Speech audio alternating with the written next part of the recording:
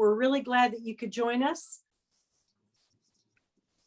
We're really glad that you could join us today for our Diversity and Inclusion Workshop 3. We have some very interesting gentlemen to join us today. I have the privilege of introducing to you our first speaker. His name is Brad Grimes. Brad is a graduate of Georgetown University and the WVU College of Law. He serves as the LGBTQ+ Centers Program Coordinator. As such, he develops and implements advocacy programming and training opportunities for the center's communities, both on and off campus. So please welcome Brad Grimes. Hi, everyone. Thank you, Beth, for that lovely introduction. I'm really excited and happy to be here with you all today. I'm learning a lot about what you all do.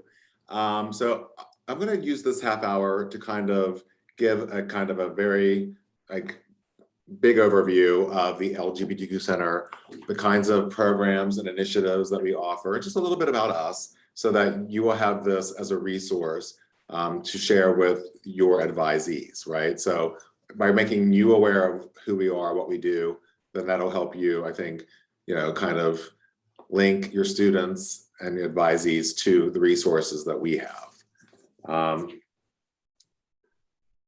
So I'm including on this slide my name and my contact information. If at any time you ever have questions for me, the LGBTQ Center, I'm happy to talk with you.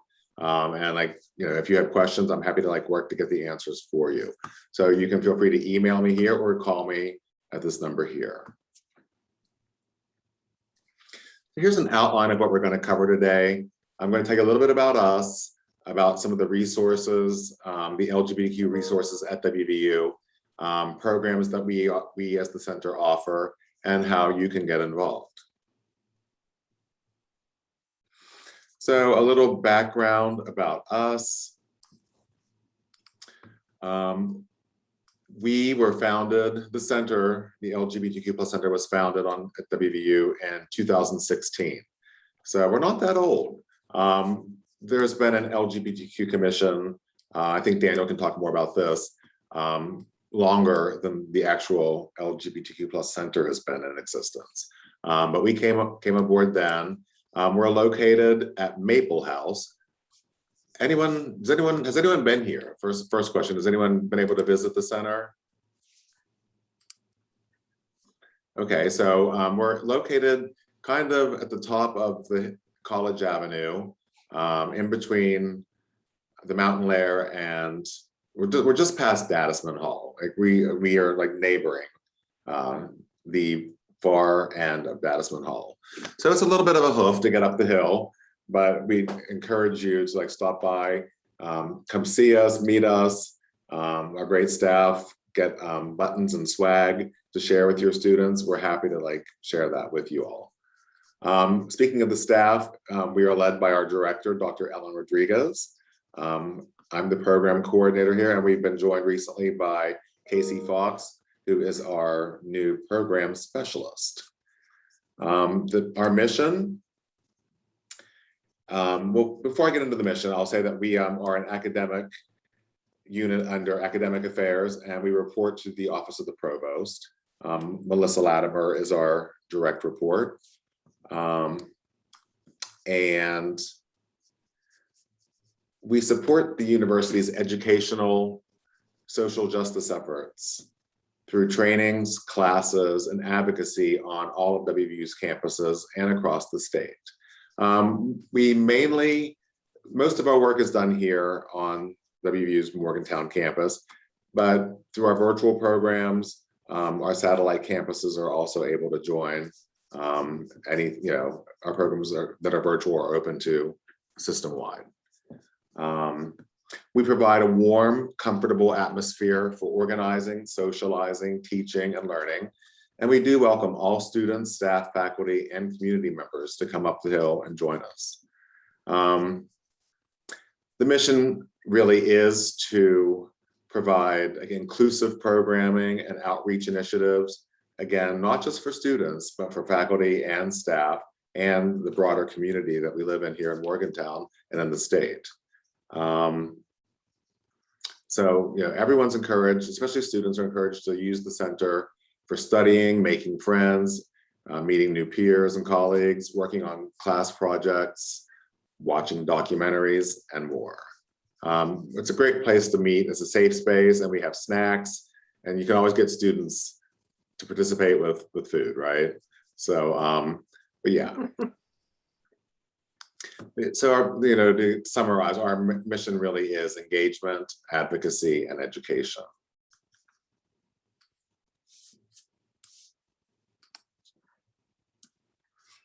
All right, I want to talk a little bit about resources. So we are fortunate at WVU to have in place, Board of Governors Rule 1.6, which defines the university's non-discrimination policy. And happily, that is an expansive non-discrimination policy that does include sexual orientation, gender identity, and gender expression in its list of prohibited discrimination and conduct. So, we enjoy that. Not everyone does. The state of West Virginia does not have that inclusive and that broad of a non-discrimination policy. I think there are 12 municipalities that have expanded their non-discrimination policies and codes to include sexual orientation, gender identity, and expression, but statewide, it's not. So it's great that the state's flagship university does have that expanded non-discrimination policy. Some of the IT updates that I'm happy to announce. So for a very long time, the LGBT Commission and the LGBTQ+ Center have been working on a way for students to be able to have their true name, their chosen name, updated across university platforms. So now, after lots of work with the registrar's office and IT, it is now possible for students and faculty and staff to update their true name. We use true name or chosen name in lieu of preferred name, because our names are really go to the core of our identity, right? So someone isn't changing their name because it's a preference. Someone's changing their name because it's a truer, more accurate reflection of who they are, right? So we're sensitive to that, and we wanted to give people an opportunity to use their true chosen names on university systems and platforms like DegreeWorks, eCampus, Banner, things like that. So finally, it is now possible for people to do that. There's a form that's available on our website, and students especially can use that form, submit it, fill it out, submit it to the registrar's office, and that will start the process for getting those updates made across the systems. We're happy to let you all know that we now have a policy here at the center that's new. We were given a grant through the Transform This grants through the Provost's office, and we're using the monies that we received from that grant to pay for the ID replacement fees for transgender students and gender non-conforming students who wish to update their ID with their true chosen name. It's a $30 cost, but we're happy to cover that for our trans and gender non-conforming students. WVU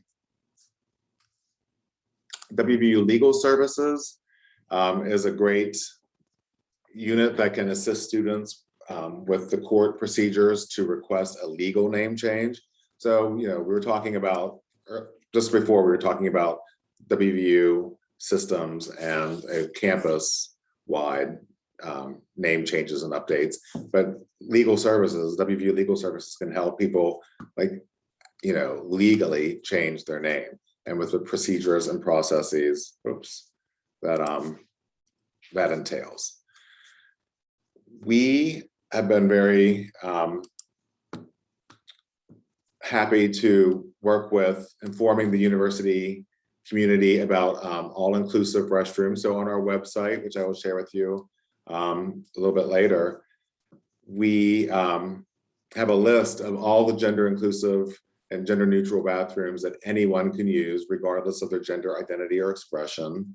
The gender inclusive restrooms on campus are all ADA accessible, and the majority of them also have a changing table. And I wanted to take this moment to, if you are aware, in your various buildings across campuses, if you're aware of gender neutral, gender inclusive restrooms that we're not, that's not on our list, let's go ahead and throw that in the chat box now, our web address.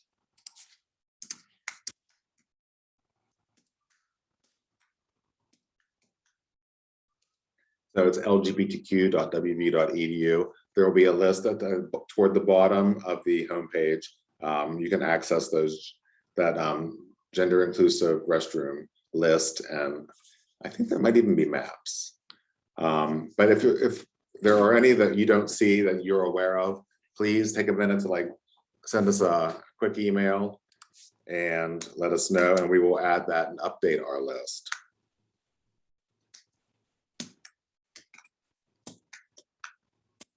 So you can mail it directly to the center. Oh, I spelled edu, not ECU. Or again, you can reach out to me. WVU offers great gender, I'm getting carried away with my slides here. Gender affirming care. And this is, I believe, there's a new medicine, it's WVU Medicine Children's and Sexual Development Clinic. And it's a multidisciplinary team that provides primary and gender care, as well as counseling for patients ages 3 to 26. So all of this information, again, can be found on our website under resources. This particular information about the endocrinology and gender affirming care, trans health can be found under WVU resources on our website. Okay, so then I want to talk a little bit about our kind of what the center does specifically in terms of engagement with programs for students, faculty, and staff. What we do for advocacy, and that I want to point out that we are Title IX confidential resources. So if people have a Title IX issue or think they may, they are able to come to us and talk to us confidentially. We are not mandated reporters. So students that come here have the opportunity to let us know what's going on. And then, we kind of do our advising and say, well, we are a trusted and safe confidential resource. If you would like us to, we can help you with the process of reporting through Title IX. But what you say here, you can tell us your issue without us being obligated and required to report. Now that really relaxes a lot of students and helps them open up and share things. I mean, especially for students who are LGBTQ and who may not be out, the thought of triggering this big process, this big Title IX process where things could steamroll and then eventually they could get outed to their parents or to their, residents, hallmates, or whatever. It's too scary. So we are happy to be that Title IX confidential resource, but also assist them and help them along in the process if they choose to file a formal Title IX complaint. And then part of the educational things that we do, we offer safe zone trainings, transgender safe zone trainings, healthcare safe zone trainings, education safe zone trainings. So we do those both on campus and more broadly. We've offered our trainings. We get requests from all over the state, and we've presented those to various other campuses, other universities, healthcare practitioners, hospitals from really all over the state. Some of the programs that we've offered, that we offer kind of on a regular basis annually, is our Welcome Back event.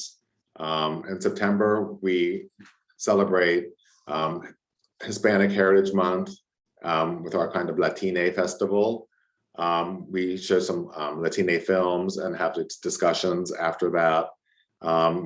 We serve some Latine film, food and cuisine. So it's a fun time for people to like come and recognize and celebrate that cultural awareness month. LGBTQ History Month is in October every year. So this year we're doing a series of educational modules. We're tabling across various campuses. We wanted to like increase our visibility and make students and faculty and staff on other campuses, Evansdale, the law school, HSC, make them aware of, you know, who we are, what we do, so that we can engage better with those community members, you know, and our WVU family members that way. Something we do every year in November is our Friendsgiving celebration. And the purpose of Friendsgiving is that to recognize that not every LGBTQ person has a safe or welcoming family or home to go home to for the holidays. So we want to be that. We want to be that community and that like kind of chosen family for folks who don't have, for whom the holidays are a hard time and who don't have that welcoming, supportive environment to return to for the holidays. We also do our Trans Day of Remembrance Vigil, in which we memorialize and name the names of all the victims of transphobic violence and all the lives lost due to that in the previous year. Sadly, the list keeps growing. You know, it's 20, 30. Currently, I think there are 40 victims of transphobic fatal violence. I think last year may have been a record at the time with 44. So we want to like memorialize and bring attention to Trans Day of Remembrance. And we also, as part of this, those activities, we do Black and Pink card parties. We ask everyone to like sign a holiday card that will be given to, that will be mailed to incarcerated LGBTQ individuals throughout the nation. In December every year, we have a World AIDS Day program that focuses on education, prevention, awareness, and treatment. This year we'll be having our nurse educator from the Positive Health Clinic, Annie Bear, who's spectacular, coming to do her education and prevention program. And then we'll be joined by Carolyn Kidd, who will be addressing PrEP. That's prophylactic, pre-exposure prophylaxis. So we'll be, you know, arming our students and guests to that event with education about how they can protect themselves preventatively with that anti-HIV medication. Some of the other programs we've done this year, we've had a coming out day, open mic, where people, students, faculty, staff shared meaningful stories, poems, songs with us. That was a really powerful event. We went on a little fall hike through White Park.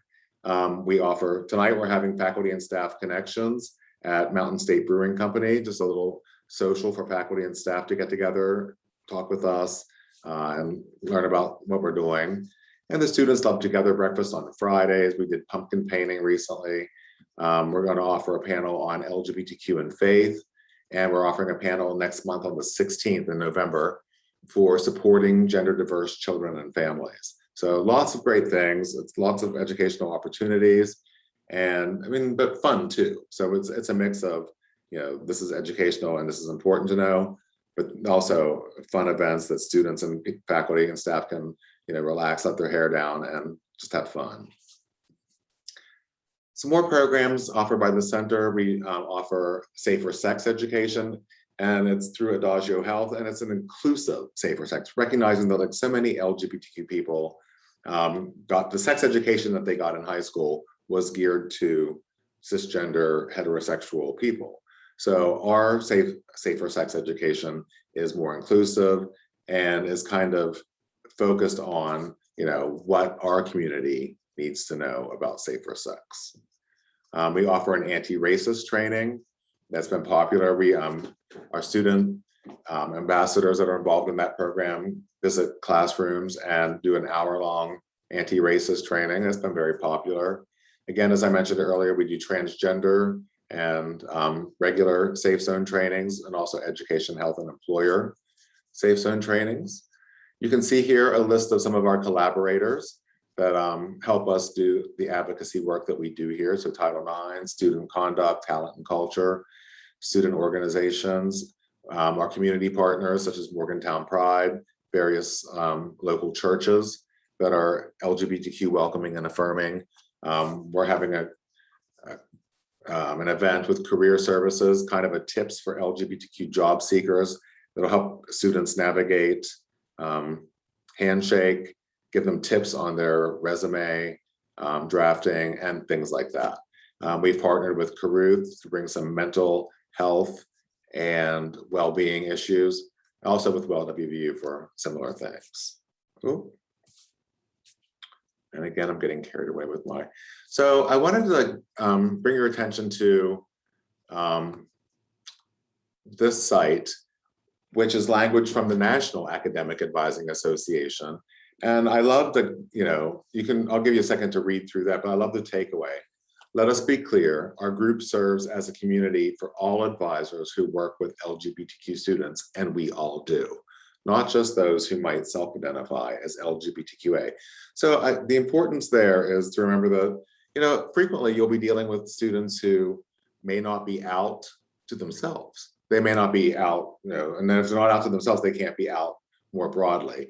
College is a time when people are still figuring out like lots of their identity and things like that. So, that was one of the things about National Coming Out Day. One of the reasons or the rationales behind the day is that so many people think, well, all this LGBTQ rights and stuff, that doesn't apply. I don't even know anyone who's LGBTQ.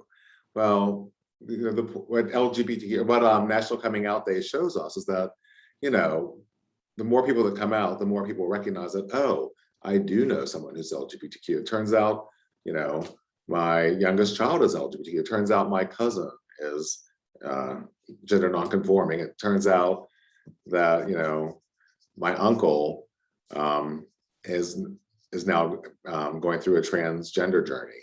So we do know people. We just sometimes don't know that we know people who are LGBTQ. So I want to share that website with you. I'm going to throw it into the chat box because it lists some good resources too for various kinds of advising, and I think it'll be helpful for you all.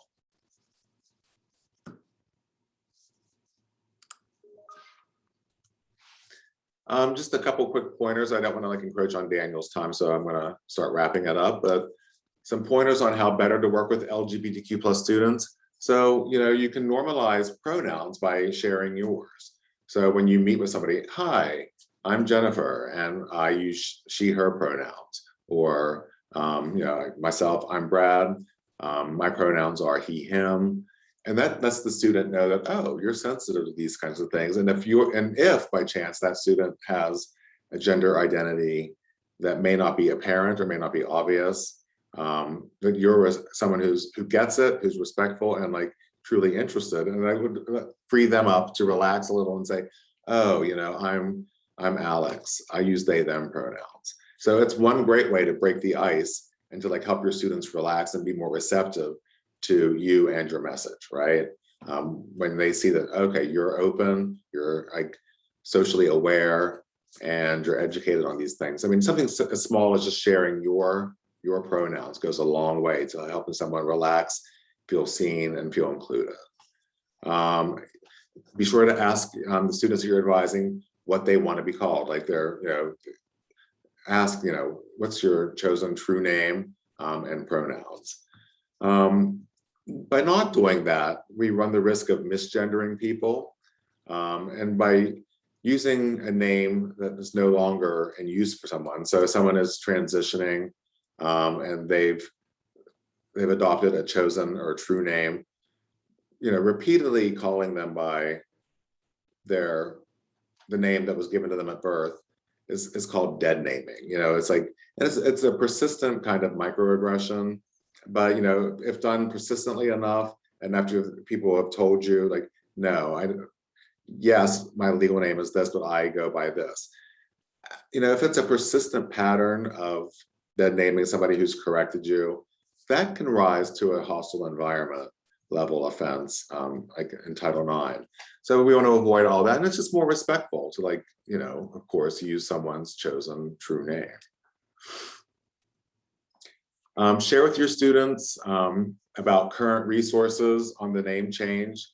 Again, that information is on our website, but it's just a form they fill out and submit to the registrar's office, and that'll update DegreeWorks and eCampus.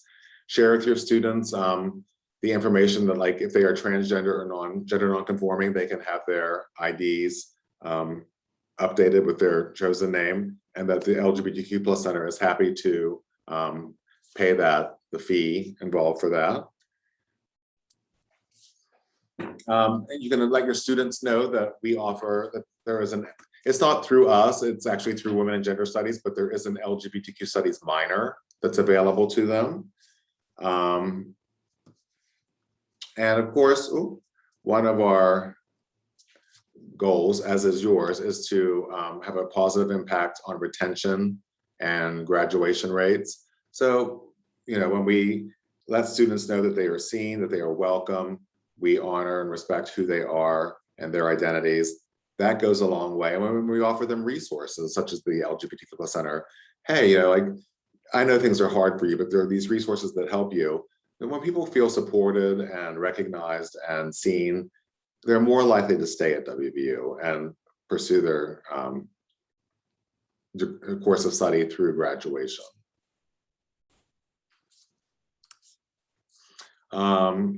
Please feel free to share with the students, like, some of the events. And again, those are also under events on our website. So if you forget what I said, like, you can find, but, like, just let them know that, hey, there are events that, like, will be helpful for you, and you could meet other people, peers, friends, new friends. I think that helps too, with, like, when people feel like they have a community, then they're more inclined to stay. We do have a number of LGBTQ student organizations on campus. Here's a list of them. You see that in engineering, and OSTEM, Outlaw at the law school, Rainbow International for international LGBTQ people and allies. SHAPE is at the med school. Speakers Bureau and Spectrum is an LGBTQ and ally club. So there's all kinds of ways for students to be involved, I guess, at the student org level.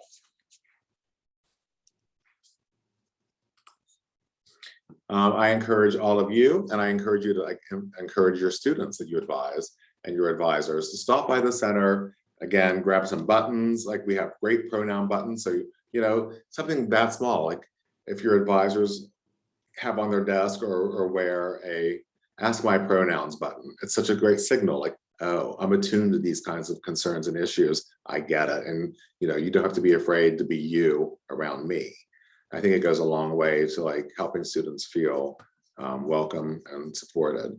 And again, I could encourage your advisees to do the same. We'd love to meet them, go over some of these resources that we offer with them, so that they can, like, help their students and their advisees really feel part of WVU's community, seen, respected, and valued. That's pretty much, there are ways to get involved. You can, like, you can email the center to get on our newsletter. You can also, I think, actually sign up and subscribe on the website. You can include your pronouns in your email signature. Again, share them with the people that you're talking with and advising. You can be an out ally and, vocalize your support for the community. When you hear off-color jokes and, biased comments and things like that, step in and, hey, that's not cool. I'm not down with that. Actually, you're exposing the university to risk, like legal risk if this persists. So, jump in, stop, and interrupt bias as you're able and where you're comfortable. Visibility and language, again, that's all about people feeling seen and, like, feeling that they are seeing representations of themselves and people like them. So, like, on websites and advising forms or on your websites, make sure that the language that's used there is inclusive, and that, like, any imagery might show a rainbow flag, just that simple imagery like a rainbow flag or sticker goes a long way to making folks feel included. So that's pretty much my presentation. I've ran into Daniel's time a little bit. Sorry, Daniel. But here is my contact information. And please, please, please, I welcome questions, or if I can be a resource for any of you, please let me know. Thanks so much. Thank you so much for being with us today, Brad. We really appreciate it. We My appreciate pleasure. your time. My pleasure. Thank you.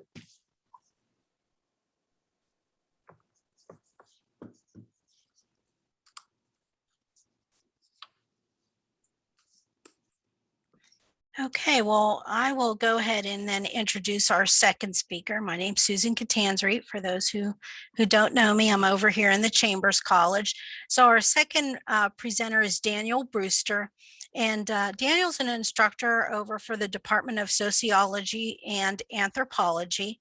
He has a BA in History and a Master's of Arts in Communication Studies, both from WVU. So Daniel, I'm really excited to hear about this. He's going to be giving us some information about the new cultural competency micro-credential and all of the requirements of that credential, what the goals of that credential are, and how this can benefit our students, and just how to get students involved and finding out who might want to pursue this and have this added to their overall WVU record. So the micro-credential is one of several initiatives created by President Guillen Provost Reed to just make our campus and community more inclusive. So I want to thank you, Daniel, for coming today to the Academic Advising Council and presenting this information. And so I will turn things over to you. Thank you. Thank you so much. I know a lot of you. I've been at West Virginia University since I came here as an undergrad and just never left. And so I do know a lot of you. Some of you, I recognize your names. This micro credential that Susan's talking about came about last summer after the killing of George Floyd, and there was a letter written by a group of students to the president and essentially asking for WVU to do better, and asking for WVU to get on board with improving a lot of the issues related to Black student experiences at this institution. And both I think, like, administratively, student life-wise, academically, in a number of different ways. And so, like Susan was talking about, there were several different work groups that were established. I was part of a work group that was on the academic side of this kind of response. And this micro-credential is the product of efforts by that committee. It was Greg Dunaway, the dean of the Everly College, chaired it. Maxwell Shavers was a student on that committee. He's from the Reed College of Media. Myself, Natalie Singh Corcoran, Darian Drake from the College of Business and Economics. And in many ways, this micro-credential is Darian's brainchild. She introduced this to us, and it evolved into what it is today. And so at the end of the fall semester, we pivoted a little bit and started looking at this credential.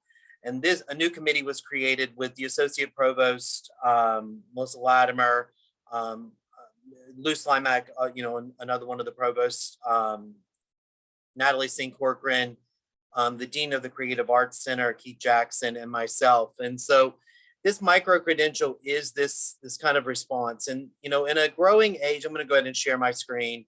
I really did not teach online very often in the last year and a half. I've been face-to-face. So my Zoom skills are not always the most proficient. And so, this cultural competence idea was essentially part of the requests from the students who wrote that letter were to create programs and ways of rewarding people and encouraging people to become more culturally competent at a PWI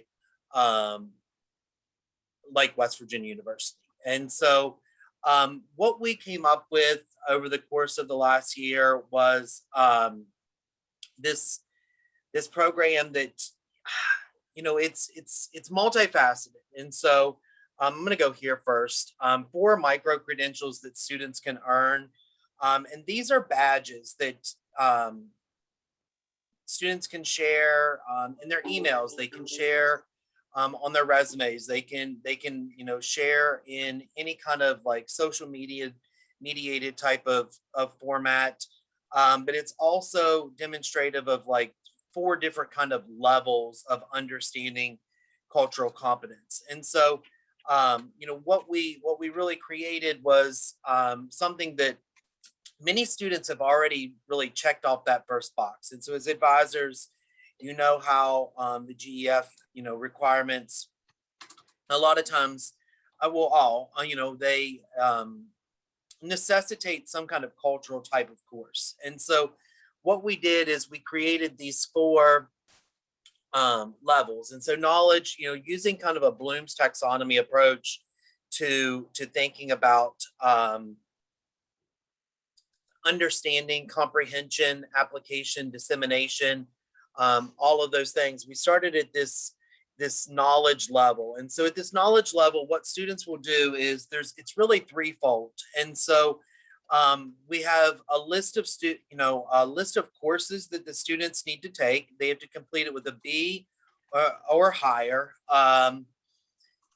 And this list is not all inclusive. I mean, one of the things that the KEM system makes it very difficult to do is to, but I think also like the institution in itself, like a lot of these courses that people really, really do fall under, like cultural preparedness, don't necessarily have culture in the definition, don't have race in the definition or in the name of the title of the course, or ethnicity in that title as well. And so we have a list of courses that we were able to come up with that would meet these needs, but we also opened it up to any student who has other courses that they think fulfills the requirements of just a knowledge-based understanding of cultural competence.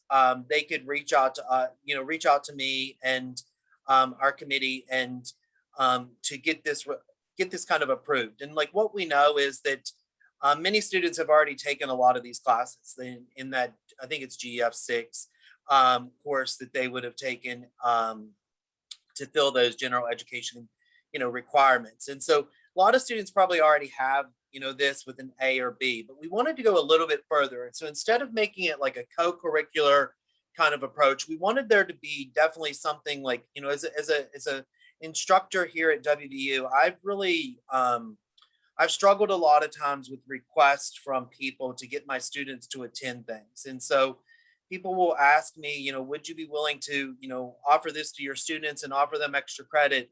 And like, as a gay person on this campus, I've really struggled with like how we go about doing something like that without causing damage to the community. A lot of students attend these events and they become like, distractions, they become problematic, they are disengaged, they're disruptive. And so, we didn't want to just create something that people would just go to, swipe their card, and that be enough. And so what this knowledge requirement would do is they would attend at least 2 experiences on campus.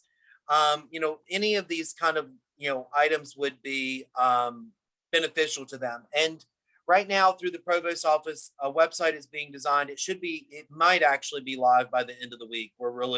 It's been pushing for, it's been about 2 months of designing this, kind of badger micro-credential approach. And so on this website, we'll house a calendar that I will keep updated, continuously for students who might be interested in these events. And like what we know, and like probably what many of you know, is that there's so many silos here at this university where I might get an email today at 3:00 in the afternoon saying, here's an event tonight at 6:30. And I'm like, had I known about this like a week ago, I would have been probably interested. And so we want to keep this updated as much as possible. So they would go to 2 experiences, and then they would write some kind of reflection, any kind of questions about what may be approved. So say that there was an event that was available to them or a student found on their own kind of research that wasn't on the calendar of what we're hosting. They just reach out to me, and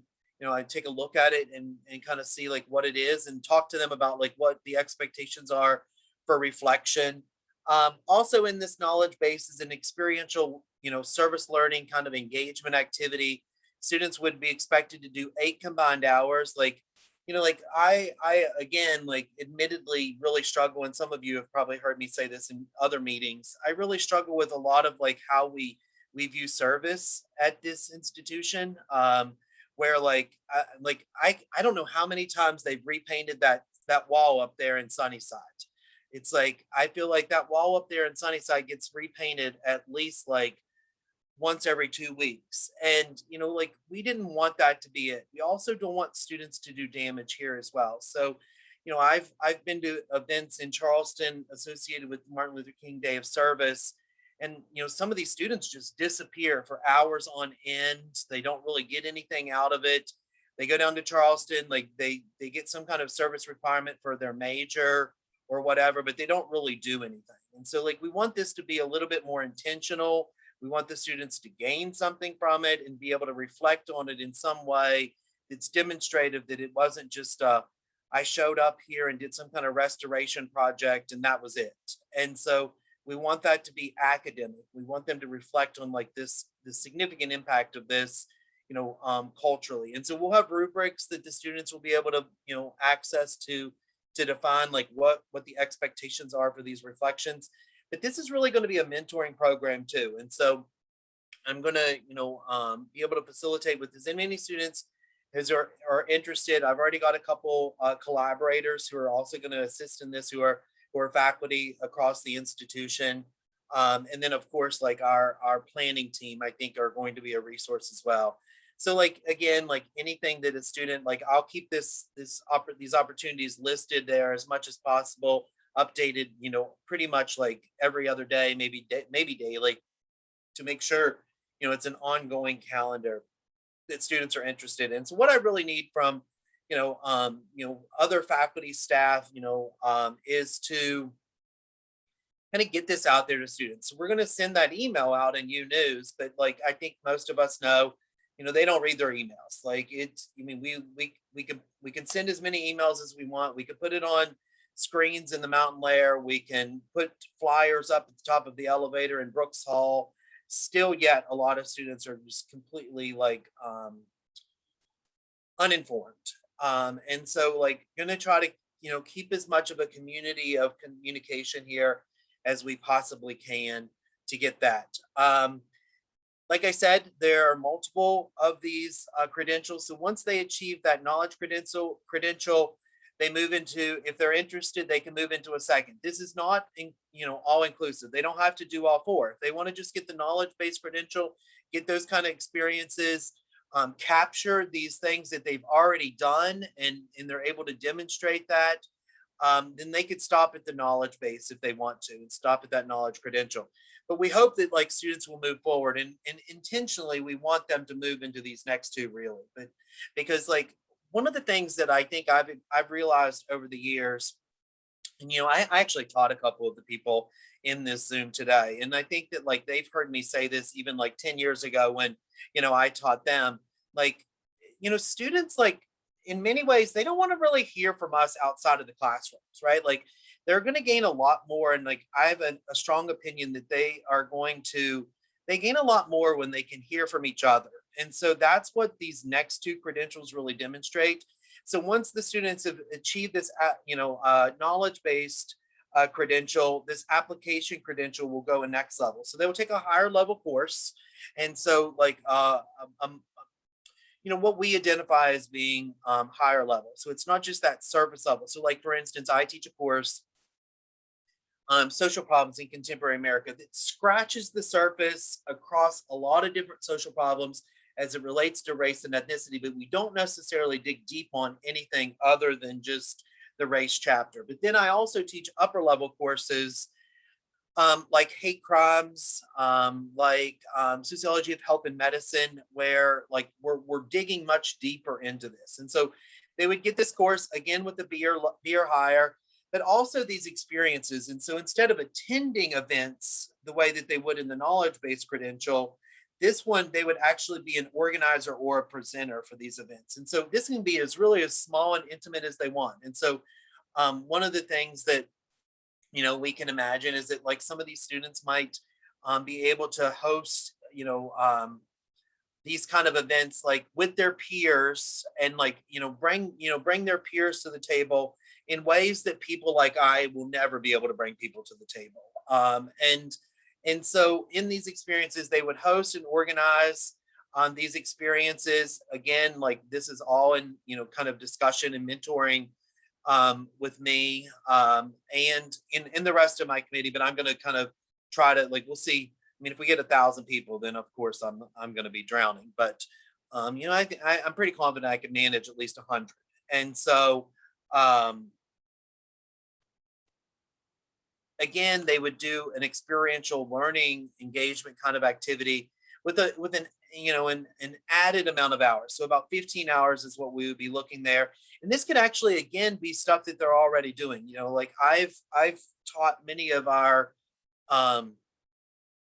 student leaders over the years, and like you put me in front of like Jahad Dixon or Sarah Berzenji, I would much rather listen to them speak and talk about like their experiences than I would some of the people that we've paid $25,000 to come to this university and speak in like big forums like the Mountain Air Ballrooms. And so like I think like listening to some of those experiences, what it was like for people like Jahad as the president of the NAACP chapter here at WVU, and what they gained from that, and like what kind of like experiences, and like being able to talk about this in a way that's and get credit for it. And so like like we list here like being student leaders in various student organizations, but also some of the opportunities that are available like undergraduate research symposium presentations, things like study abroads where the course credit is awarded and they're getting like an intensive kind of cultural experience that it's not just like going to the beach and on one of these study abroads. It's like intentionally increasing cultural competence, and that would be conversations that I would have with them as well.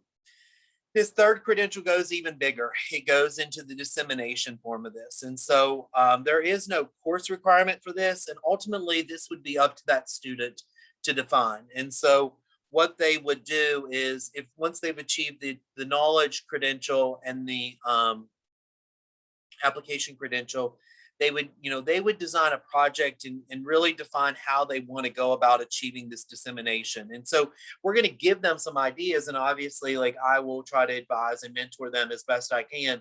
But I think like some of this stuff like it really speaks evidently to a lot of my experiences here, right? So like I could imagine one of these students going back to, I graduated from Hampshire High School over in the Eastern Panhandle.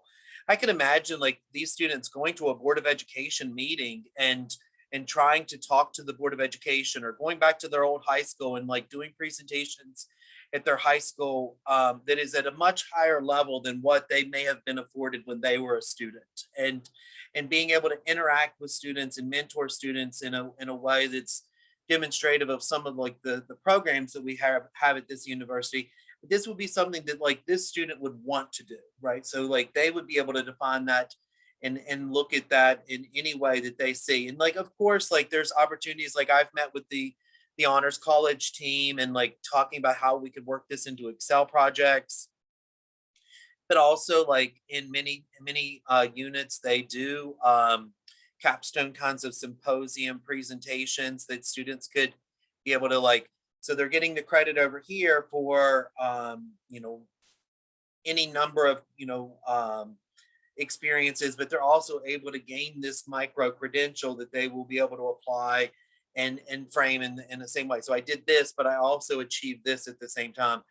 And it allows them a little bit more liberty that's not so restrictive to our curriculums. And this is something that we know, right? So we talked about this extensively over the spring. We know that there are many colleges and departments, units around the programs around the institution that like don't necessarily have a lot of like curricular wiggle room. And so people can't just like jump into like a hate crimes class just for the purpose of like gaining something, or they can't jump into like a race and ethnic relations course in our department just for the idea of like improving their own cultural competency, because it doesn't meet these curricular needs that are so defined, and oftentimes restrictive because of things like financial aid and all of those things, that they can't in any way deviate from it. And so hoping that like some of this stuff they would have already achieved through some of the GEFs or other kinds of like maybe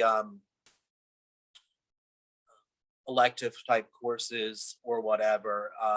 And we want this to be all inclusive. We don't want this to be something that's just exclusive to the Eberly College, right? Like many of these students get a lot of these classes in the first place. We want the Eberly students to get these extra events as well, and be able to gain and kind of like pave and write their own kind of like curriculum, if you will, to how they're going to achieve this. And then the last one is, we don't know if anyone would ever even get to this one, but we went ahead and defined this one as cultural proficiency. We call it Embrace. And again, the student, will define this badge. And so I've already got several students. I've presented to a couple of the 191, 199 classes, a couple of the honors, students have reached out to me about interest in this. But again, like this badge would be, some kind of public presentation demonstrating, how to engage in ways that, allow for greater cultural competence. And we imagine this to be something that like students would be interested in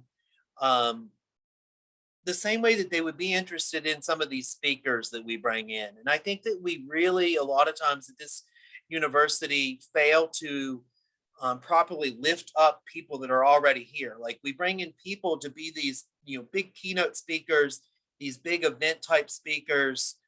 We pay them a lot of money. We've got some experts here that I think a lot of times would be equally effective at like inspiring our students. And I think when students are able to like demonstrate to other students, like, like this is something I gained here, and this is something that you could do too if you were interested. I think that's going to have a lot more kind of power than maybe someone like me, just kind of going out there and hosting a, some kind of like, issue related to, race and ethnicity, even though that is my area of emphasis as a sociologist, as well as, what Susan talked about when I was a history student here at the university as well. So, really what we see of this kind of initiative is a kind of a goal, and this is completely like a rough draft. So like, please don't use this or don't share this. But like we're gonna, we're hoping to get something like this out in the next couple of weeks, some flyers that will be more available, and something I could send out to you to share with your, your mentees, your advisees. But these will also be around campus. But also that website that will go live, and we'll reach out to students as well.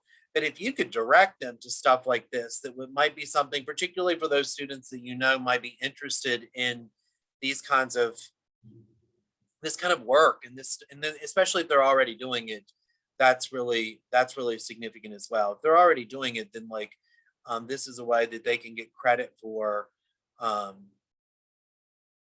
already some of the leadership that they're doing on campus that people our age aren't necessarily doing.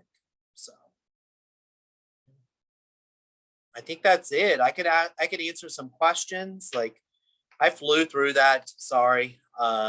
But again, like ultimately, I guess the only thing I would say is like those requirements, it's, the knowledge, it's one course, 2 experiences, and an experiential learning. The application is 1 course, 2 experiences that they will lead, and an experiential learning that they will really kind of facilitate themselves. And then they define the last 2 based upon how they see cultural competence. And I think that some of the students on this campus can lead, they probably understand cultural competence in ways that I don't understand cultural competence. And so I think that, particularly when they get to those stages, having them take the lead in defining their own projects will be really important. So, Yeah, but I thanks, can answer Daniel. questions. Yeah. I have a quick question. Or it's more like a comment. I'm glad you brought up the fact about how you can combine this credential with other things, with their GEFs or with the honors program, or even some sort of research-based program, because the first thing that always comes to my mind as an advisor is how to work things in with the course program of study with CPOS, and being able to kind of do two things or pursue two goals at one time is a real plus with this program. So I definitely appreciate that. Was one of the questions I had, and you answered it right there. But this program, Daniel, is it ready right now for students to pursue? Like, they don't have to wait to get started. Is that right? Yeah, I mean, I think we're ready to roll it out in the spring. So like, we hope that this website will be live within the next, like, I mean, if it was this week, we'd be ecstatic, and we hope for it to be. But yeah, I mean, I think that like students can start reaching out. Like, my email is probably going to explode, and we'll figure that out. We know that like some of the students have already completed this, and so like Julie Carr in the Everly College has already given me a list of students that she knows of who've already completed like that knowledge-based course with a B or higher. And so we're going to do some kind of intentional recruitment there. And so reaching out to those students who have already done this like in their college, and try to get them, interested and see, kind of gauge what they have. But yeah, I mean, students can start emailing as soon as today, really. I mean, it's just the programs and like all of those kind of experiential learnings will start in the spring. We're not going to try to jam this through, right in the last 4 weeks of the semester.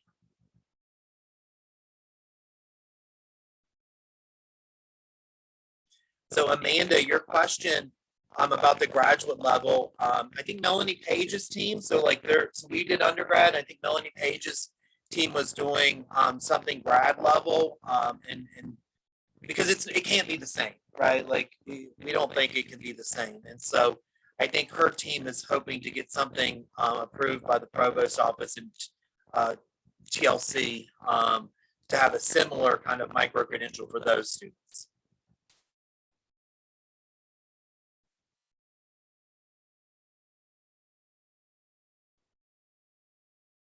Are there any other questions?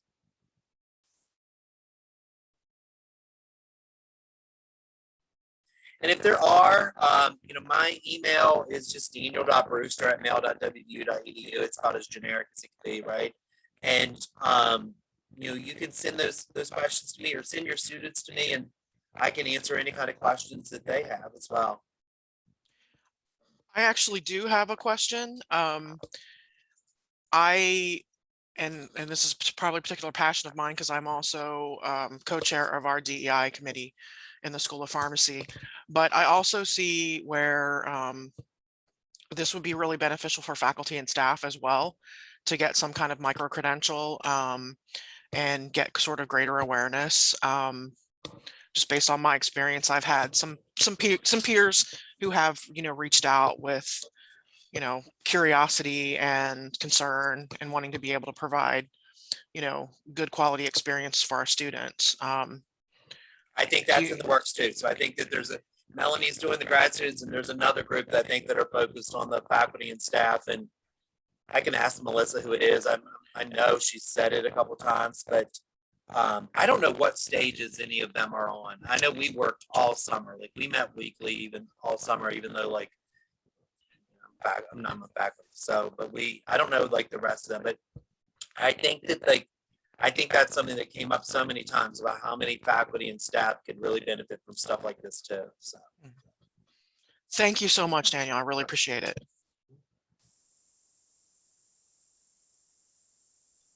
So if there's not any other questions, Susan, I did have a 4 o'clock meeting, so I'm probably going to pop off really quick. But if anyone has any questions, you can shoot an email to me, anytime, and I'll get back to you.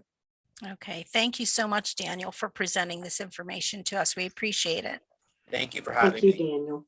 Thanks, Beth. Michelle, I think we can go ahead and stop the recording.